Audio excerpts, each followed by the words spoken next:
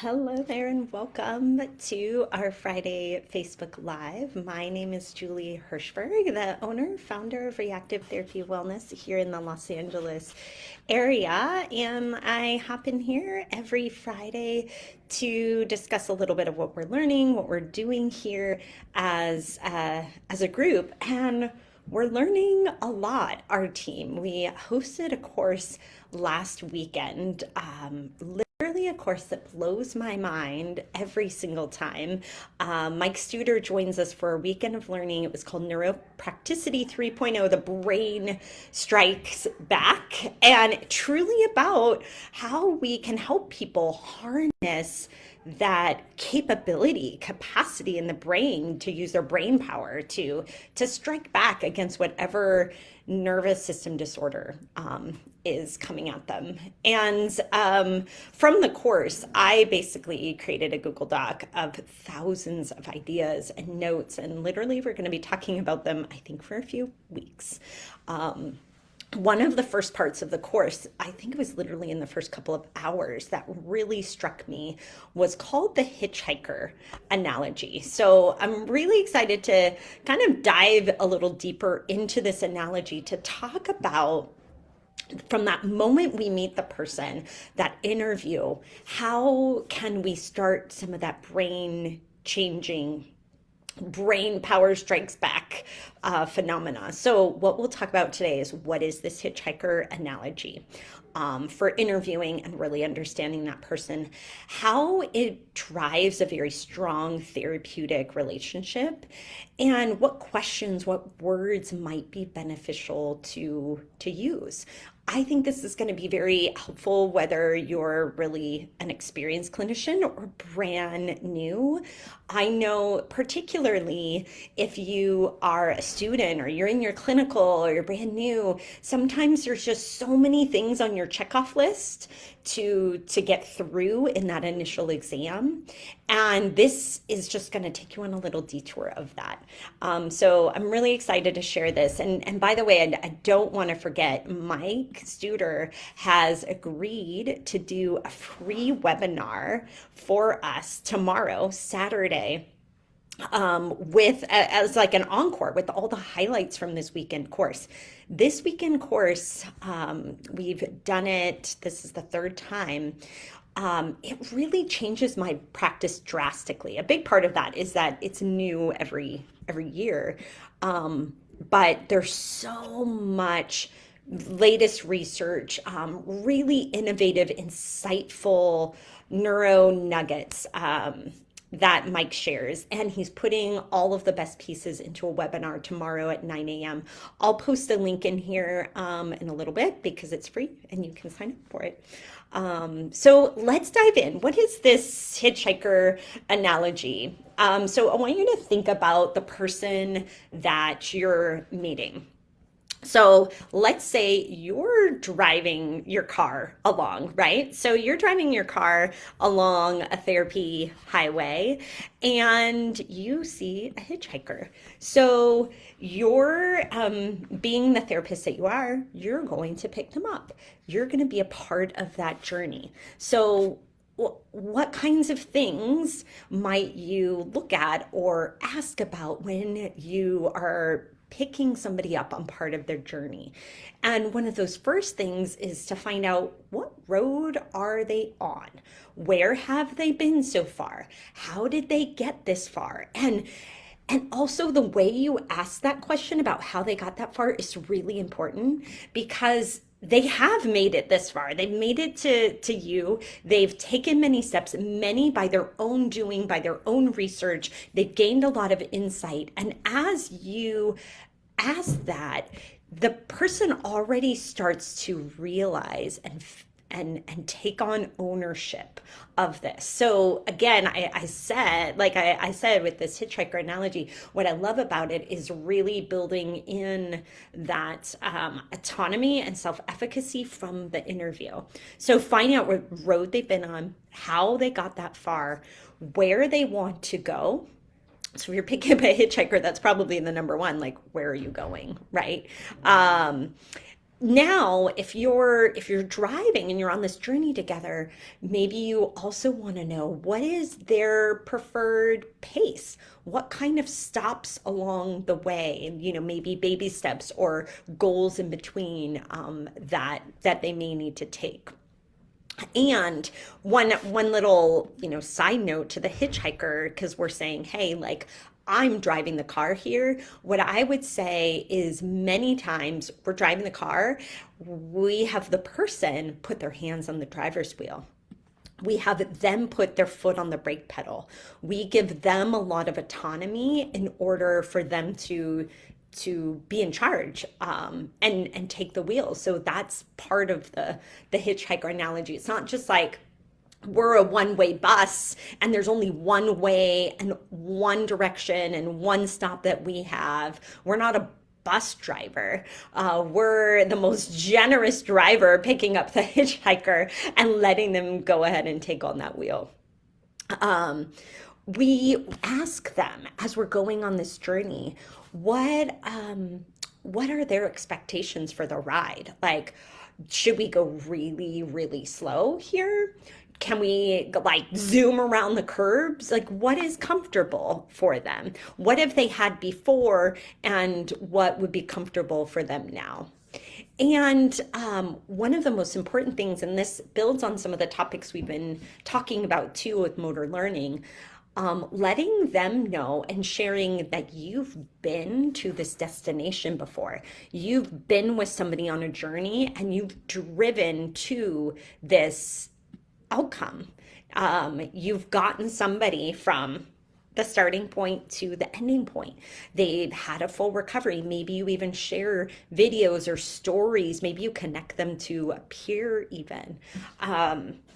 And that becomes a very important part when a person has experiences of enhanced expectancies and vicarious experiences. They're already starting to secrete dopamine. And so you're already, from that interview, starting to make those changes in the brain. So amazing. So the next time when you're going like, oh my gosh, this interview is taking so long, I want you to rethink that. Think about it in a different way. Think about this hitchhiker analogy. Think about how you listen, how you structure those questions to start it being a very therapeutic process and not just an information gathering process. So let's talk. So that's the hitchhiker analogy at its bare bones. How does this drive the relationship, the therapeutic relationship, and some of those brain changes? So one, it really shares with somebody that you are interested in them as a person. You're interested in their journey and not just the details of their diagnosis. They're beyond their diagnosis. I think that's so, so important. It shares that you're interested also in their beliefs. What do they believe about where they are and where they've been and where they're going? It shows that you're interested in knowing whether they've even been listened to before.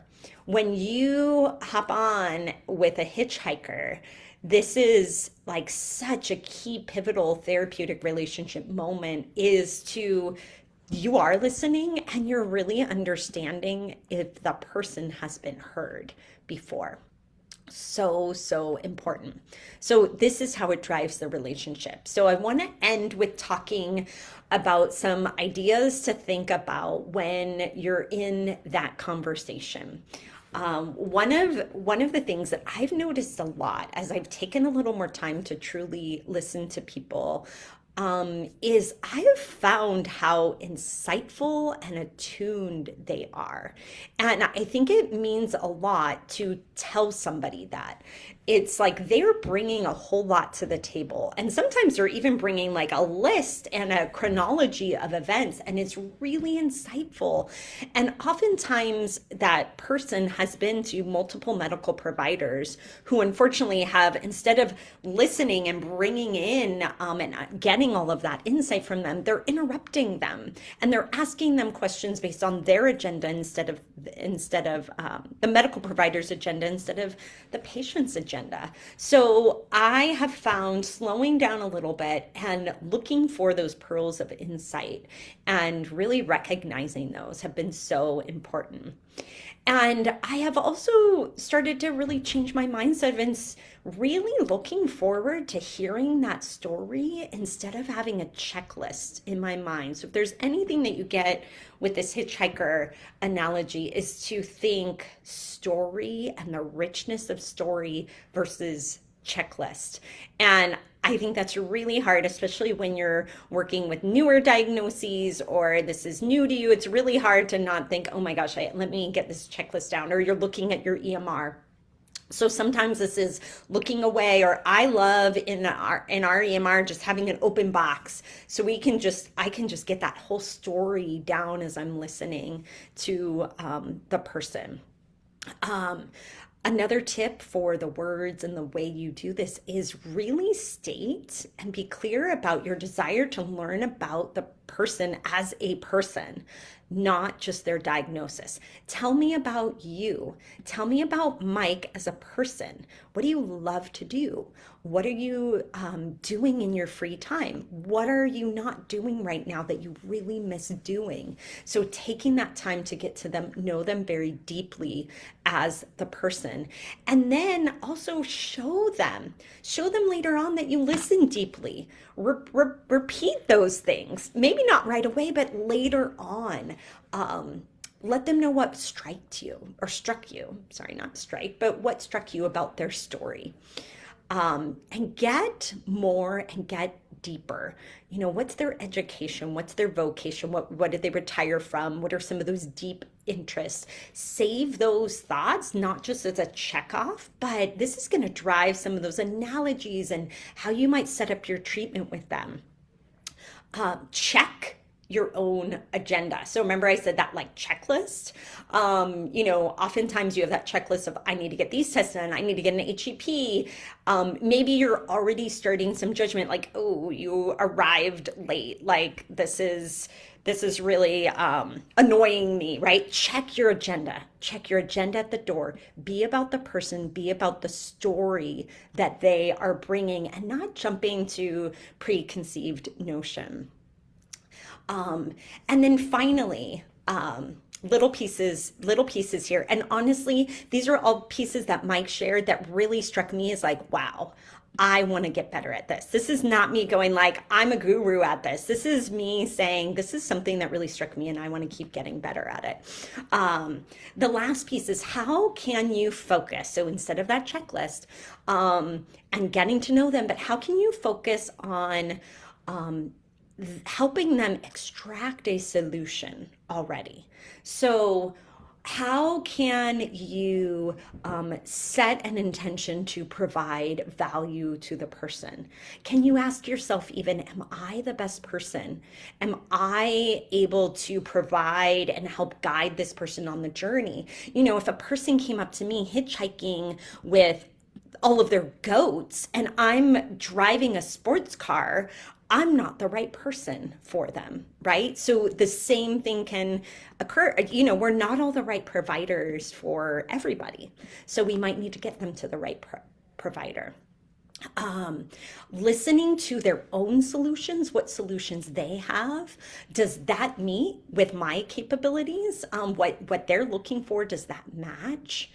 And, you know, this may seem really basic, but like, can I help them? Will I help them? How can I show them that I will be able to help them?